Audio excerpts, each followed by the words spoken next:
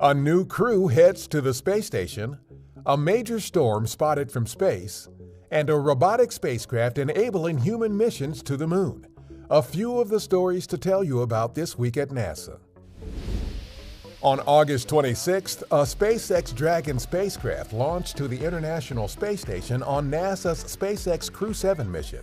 The next day, the four-person crew, including NASA astronaut Jasmine Mogbelli, arrived at the orbital outpost and were welcomed aboard as part of the station's Expedition 69 crew.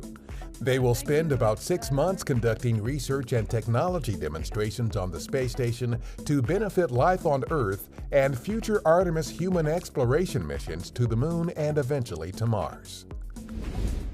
External cameras on the space station captured views of major Hurricane Idalia on August 30th, not long after the storm made landfall near Keaton Beach, Florida, as a Category 3 storm with winds of about 125 miles an hour.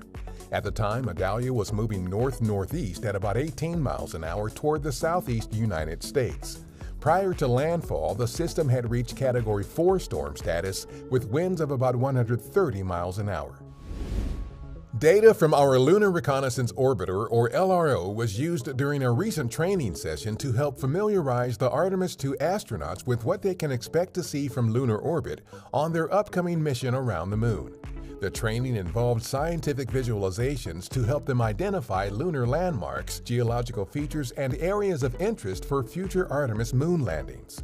LRO has returned a treasure trove of scientific data during its 14 years of observing the Moon.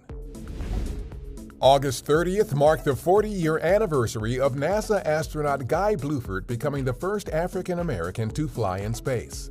He flew aboard Space Shuttle Challenger on the STS-8 mission, the first night launch and night landing of the Space Shuttle program.